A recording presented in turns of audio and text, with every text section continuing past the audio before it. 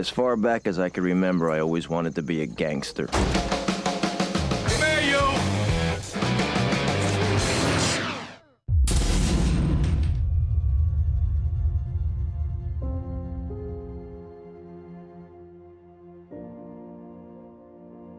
Goodfellas was very special. I was looking for something that I could find another way of dealing with genre. And I think really that's what started to get me really interested in it, the characters and the world that it depicted, in a genre that I've kind of felt most comfortable with over the years. There's something about the underworld, has more to do with a kind of a working class or lower working class existence from where I come from. And so it's natural for me. A lot of his films, and especially with Goodfellas, definitely deal in the underworld. And that's been a recurring theme in a lot of his work. And I think people are attracted to that, but more so the fact that he's always trying to grasp the humanity of these people, the flawed nature of these characters. When you think of gangster films up to that point, you don't really get a chance to pull back that curtain and see the day-to-day life of these guys. And in Goodfellas, it moves the genre into a new place. None of us are gangsters to begin with, you know. Marty certainly is not, Robert isn't, and I'm not, and wasn't. We grew up in certain environments, Marty and Robert, as you know, in Little Italy, me in Brooklyn. So the gangster issue is almost a non-issue. We could have been playing doctors, lawyers, and Indian chiefs. So this was not about the essence of gangsterism, but it took place in the milieu of the gangster. But these were people who were trying to know themselves, find out about themselves, be themselves, as Marty was. As any actor, not just me or Leo or I think Daniel Day-Lewis, who would say that they love Marty because he's very easy and encouraging in what it is, and then guides you in what he wants. You know why it stands the test of time? Because it's truthful. Marty, who's really a great director, there's just an enthusiasm. The actors also come from that world. Bob certainly knows that world, and Joe, and I think it lends an authenticity. Marty is able to surprise you constantly. Marty never is interested in the villain or the hero. He's interested in where most people are, which is in the middle. You know, people always say, well, interested in the antagonist in my movies. Well, the point is that they're also human. These are also parts of the negative parts of who they are. Evil streak, so to speak, if you want to use that phrase, is also maybe something in us, and something not to be afraid of, but to explore and to try to understand. What do you do? What? What do you do? I'm in construction. You don't feel like you're in construction. No, I'm a union delegate.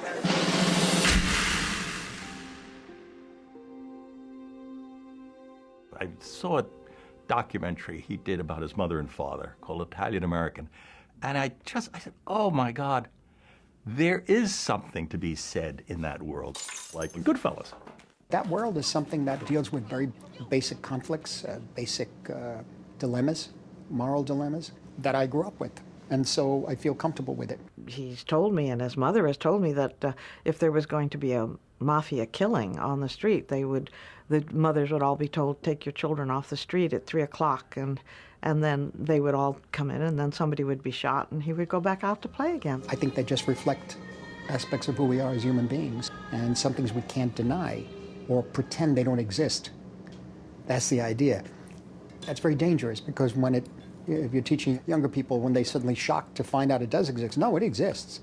You know, I just want to get you prepared. I don't know how it's going to come at you, but it's going to be there, because that's part of who we are. One of the reasons Goodfellas does work is because there is a sense of comradeship. But these guys, although they're all terrible guys, you all want to hang around with them. And then suddenly, when Joe Pesci kills Spider, they're not so nice. In fact, that's where we had a big fight with Warner's about that. They wanted us to remove the Spider killing, and we had to very forcefully explain to them that scene really changes the audience's attitude about our friends. That up until then, everything is nice. They hang around nightclubs, they got nice girlfriends, they spend money, and it all sounds like Goodfellas are a bunch of really nice guys until the Spider murder, where you see these really terrible people. But Marty was smart enough to get you hooked early on, so you like him. We had Henry Hill. We had all those people. We had guys who knew all of these people. And you drink with them and you talk to them, and they were very, very funny. And they're always trying to put one over on the other one, and always with good spirits. I mean, I gotcha. When you get a guy who has actually been in prison and done bad stuff and is a half a wise guy or a wise guy, that face is different than most faces. You can see it. And Marty sees it too, and he fills movies with that kind of stuff. He can't make it a cliche. He knows everything. He knows if it's a cliche. He looks at an actor and he's, oh, no. I mean, I remember when we cast Goodfellas, we didn't want any old faces.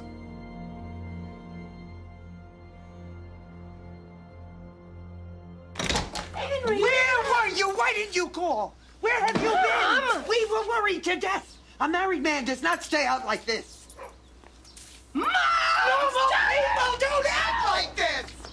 When Marty wanted to cast Ray, I said, why Ray? We could do better. I kept saying, look at other people, let's see who else is out there.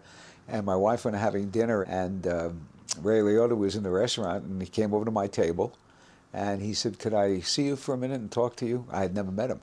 And I said, sure. He got up from the dinner table, and we went outside. And he said, look, I know you've been resisting me playing the part. And then he went into a whole spiel about why he should have it, and he convinced me. And I called Marty the next day and said, you know what? I think you're right. Hire him. Marty probably would have beat me up and hired him anyhow, but Ray convinced me. By the time I grew up, there was $30 billion a year in cargo moving through Idlewild Airport, and believe me, we tried to steal every bit of it. I was at the Venice Film Festival, and we're on the second floor, overlooking down at the lobby, and there's just tons of people walking around. Just, film festival, everything was busy. But all of a sudden, there was this group of it looked 20 people, all walking together. And I looked in the middle. I said, oh, my God, that's Marty. I gave him a VHS, because it was back in 1986 or 87. Gave it to him, just hoping that he would see it. The whole time, it took about a year, I think, from the time that I met him. Then I went and met him again. But we never read. We just talked. What are you doing? You leaving your car? Watch, it's the car for me. It's easier than leaving it at a garage and waiting. It's a lot quicker that way. You know what I mean? Henry was still alive, but Marty didn't want me to meet Henry at all. So I said, okay, so I won't. But what I did, I talked with Nick Pileggi, who interviewed Henry. So Nick gave me hours and hours and hours of cassettes to listen to. You have to talk to the real people, and that's where you get all that attention to detail, that Marty just leaps on.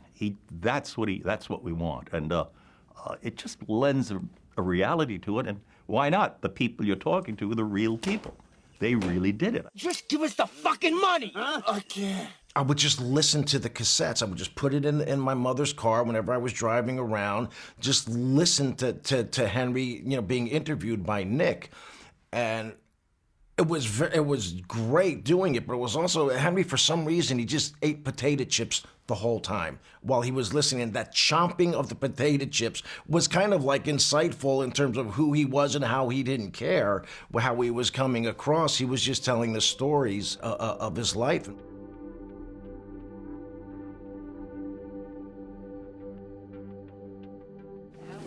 Congratulations. Look at that. Here's your graduation present. No more for it. I pinched. Everybody gets pinched, but you did it right. You told them nothing, and they got nothing. I thought you'd be mad. Man, I'm not mad. I'm proud of you. You took your first pinch like a man, and you learned the two greatest things in life. What? Never rat on your friends, and always keep your mouth shut. Bob found his character in little things, by the watch, the jacket, the tie, the haircut. He feels the character. He knows who the character is, down to whether he's got manicured fingernails or not. The number one thing with any director, any good director, is you gotta make people feel that they can try anything. A lot of times, especially in movies, you don't talk about certain things, or you maybe have a table where you'd sit around and talk about the general idea of scenes, or the general idea of the movie, or this and that. But in my experience, so I've done them in every which way, rehearsed, that sometimes you like to leave that until you actually do it. Bob, at one scene in Goodfellas, when they're having at breakfast, they got the body in the trunk of the car. And Bob was curious. When Jimmy Burke liked ketchup, and so he wanted ketchup on this Italian breakfast. Okay, get Jimmy the ketchup. But Bob was curious, how did he take ketchup out? Did Jimmy do that? Did he do that? Did he do that? How did he do it? And I got a hold of Henry, and he says, how did Jimmy use ketchup? How did he do it? He says, oh, he did it that way. And so in the movie, Bob does it that way. And I watched it, I said, ooh, it just gave it an authenticity to detail. In all the movies that we've done together, there's always humor, even though there are dark sides. But a lot of humor comes out of those ironic sort of dark moments, certain things, especially in movies that Marty makes. The scene with the mother when they're all having breakfast and they have a dead body in the trunk, there are a lot of very, very funny lines that came out of there. The hoof, that's one of the lines when he said, Joe Pesci was just he couldn't remember the name for a hoof, and the way Bob says the hoof is something everybody remembers. It gets a huge laugh. We hit the deer in his paw. What do you call it? The paw. The paw. The hoof. The hoof got caught in that grill. Oh. I gotta hack it off. Ooh. Ma, it's a sin. You're gonna leave it there, So anyway, I'll bring your knife back after. Anyway. Delicious. Thank you. There's something about De Niro who understands the humanity of all kinds of people and could really express that. We had similar interests. He knew where I came from. I knew where he came from. He understood the area I grew up in, and I just think that they reflect those dilemmas, those conflicts, that behavior. I think Maury tells his wife everything. Maury, him? That's when I knew Jimmy was gonna whack Maury. That's how it happens. That's how fast it takes for a guy to get whacked.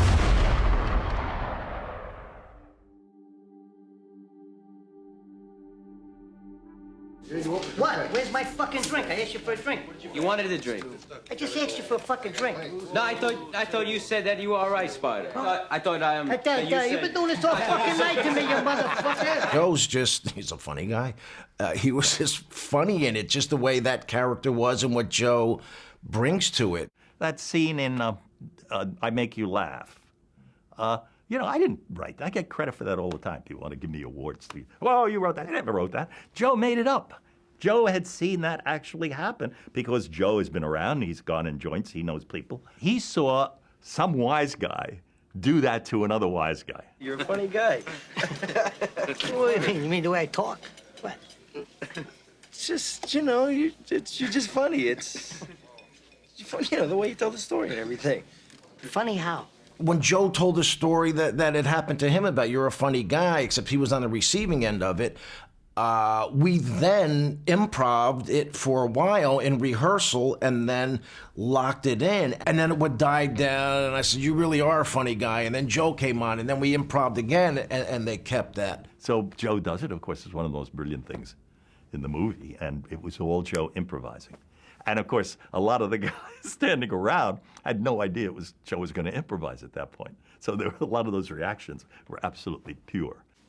You know how you tell the story? What? No, I don't know. You said it. How do I know? You said I'm funny. How the fuck am I funny? What the fuck is so funny about me? Tell me. Tell me what's funny.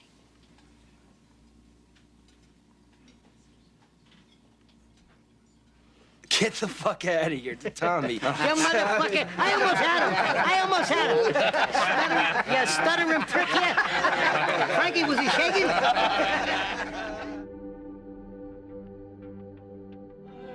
I couldn't stand him. I thought he was really obnoxious. He kept fidgeting around. You don't mind, do you? It's very annoying. East Coast women are a whole different type of woman than someone you might find in the Midwest. And Lorraine is she's a very confident person who definitely has her likes and dislikes and opinions, and she's not afraid to let you know it. And I guess maybe that was one of the things. I guess she was modeling it after Karen, Henry's wife. You got some nerve standing me up. Nobody does that to me. Who the hell do you think you are? Frankie Valli or some kind of big shot? Lorraine is very, very smart and knows that world. I mean, she grew up. I don't remember. I think she's Brooklyn. She's a Brooklyn girl. And she grew up with those girls. She knows who they are. She knows every one of them. And she knows everything about them.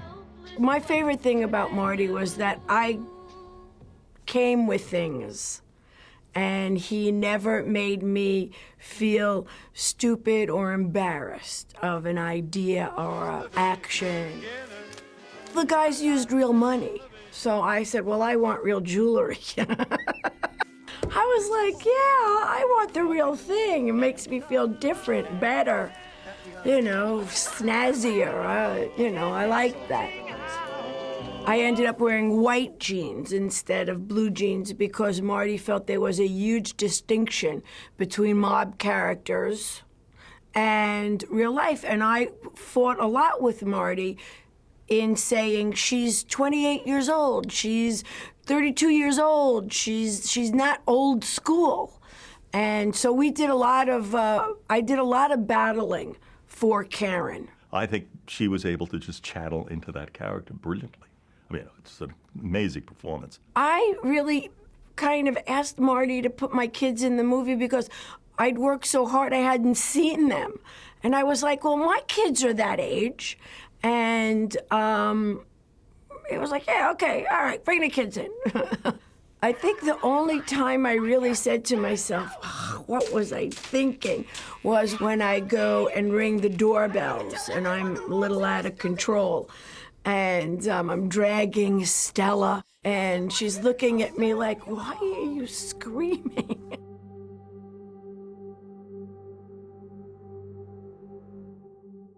Yeah, look who's here. Look who's here.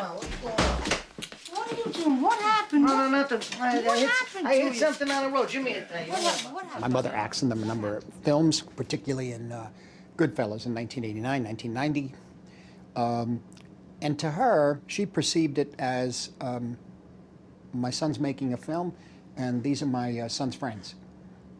It wasn't De Niro, it wasn't Joe Pesci, it wasn't the level of these incredible actors. It was literally my son's friends. They knew each other very well. You know, Katie had cooked endlessly for them.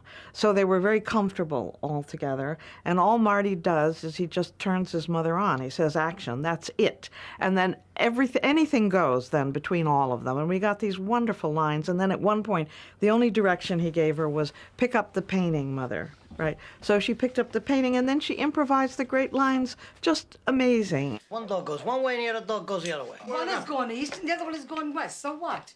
And this guy's saying, what do you want from me? Guy's got a nice head of white hair. Look how beautiful with the dog. It looks the same. He would never really direct her. He would just put her in the scene because he knew she was the perfect thing to make Bob and Joe improvise together. Why don't you get yourself a nice girl? I get a nice one almost every night, Ma. Yeah, but get yourself a girl so you could settle down. That's what I mean. settle down almost every night, but then in the morning I'm free. I love you. I want to be with you. I want to be with you. I'm not a director who could do a theater piece out of Eugene O'Neill or Shakespeare. There may have been a time I could have, but what is that? Is that my experience, really? And I found it over the years to be more comfortable to be dealing with what I think is something of my experience. He feels that if you lecture people, if you wag their finger at them and make moralistic sort of sermons, nobody listens. But if you immerse people in the environment and you make them understand why it's attractive to want to be in it, then you make the terrible decision to be in it, and then you pay for it. If it's three men in a social club having espresso, I know that. I know that. What can I mine that is newer there for me? What can I find that is worth me doing, worth me spending my time on it? I don't know yet. There might be more.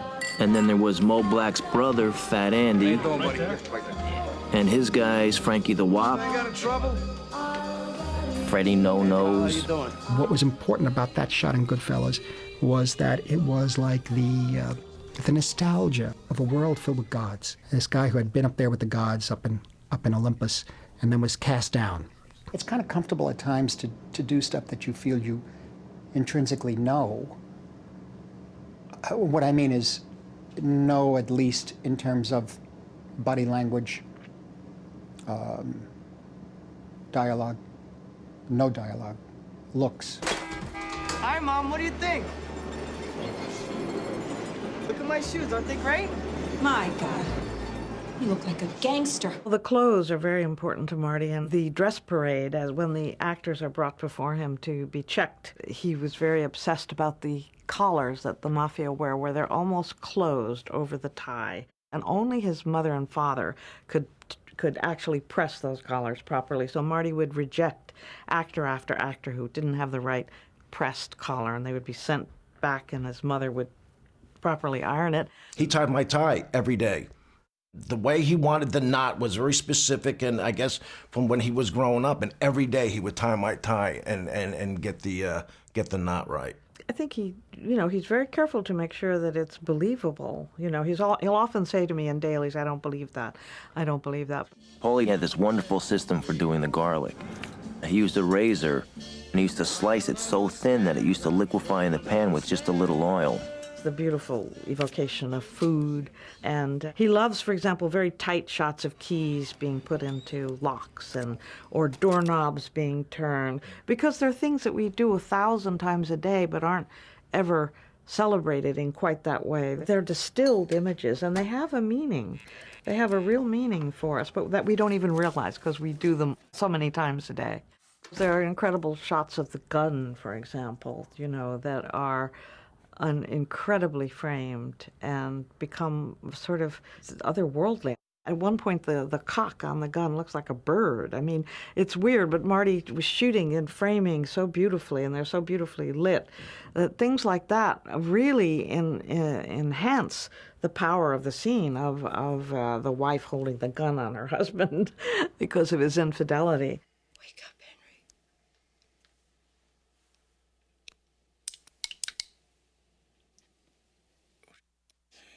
Karen, take it easy. Do you love her? Do you?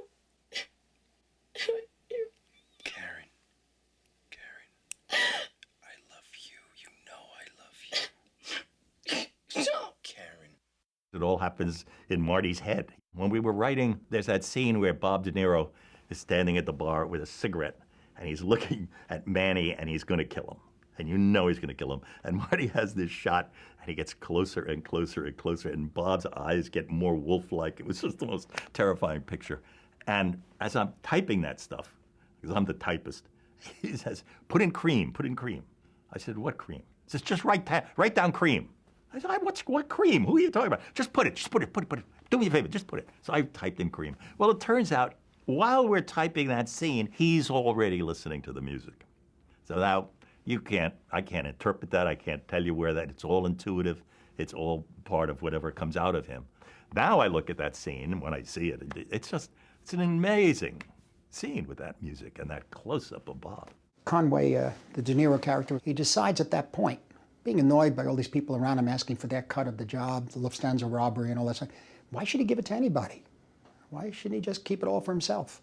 The only way to do that is to give his friend, Tommy, Joe Pesci's character, a little sort of nod wink, in a sense. You see that in his eyes, and we shot that, I think, at 32 frames a second or 36 frames, just to get, I don't know. I didn't know what I was going to get, but then when I saw the rushes, I saw that gleam in his eyes, and I synced that to the guitar from Sunshine of Your Love right to that point.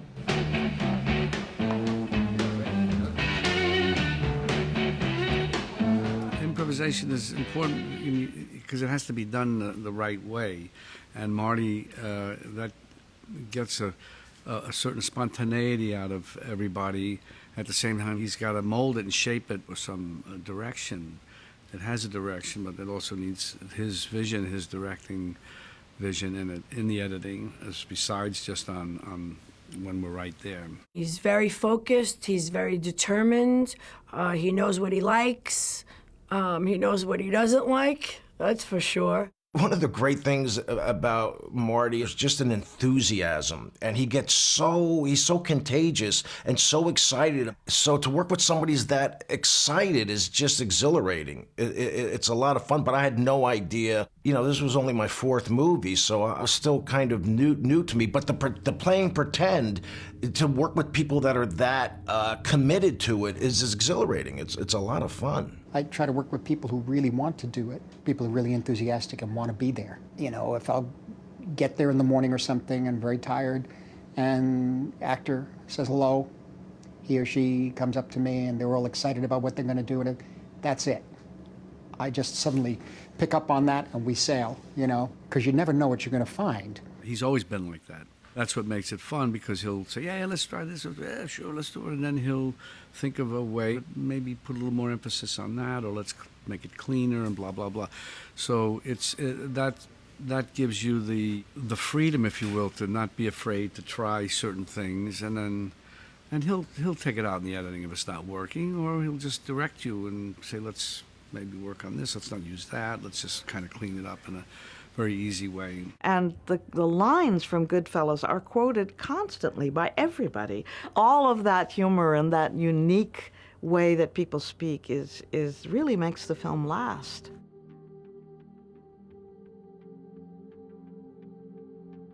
You know what I feel? I can't believe 25 years have passed. And anybody who gets to my age, they know what I'm talking about. I had no idea that the movie would be received as well as I think it was, you know. When you do the movie, you do it and you have fun with it. My daughter saw it for the first time. Now, by this time, I'm letting her watch it on her own. I would let her have her own experience, so I'm behind her. So she thinks she's all alone in the room, and she's watching it and watching it, and the kid, and then the voiceover, and then there's more acting, and then it cuts to the first time that you see me, and the voiceover kicks in. And I hear her saying to herself and to the TV, she said, oh my gosh, will you shut up already? I mean, when Goodfellas opened, it was the opening night, and I'm there, Nora's with me, and Marty is sitting next to me, and Helen's on the, and finally it goes on, and it's Ziegfeld, and we're in black tie, and we're watching it, and I get this elbow. I says, what? See, we should have cut that scene. He's talking too much. And it's Marty. We're in tuxedos. It's the opening night. You can't do anything. Forget it. Sit back and enjoy it. And he laughed, and we watched the rest of the movie. But even then, on the opening night, he's thinking about how he could play around with it, which Thelma just puts her hands up. She knows that's exactly who he is. And none of us expected, I don't think, that Goodfellas would become such a memorable movie. It's become sometimes so many people's favorite movie. We heard stories 20 years ago that people would go into the video store and they'd be trying to find something for the weekend, and then the mother would say, oh, let's just look at Goodfellas. That was wonderful to hear.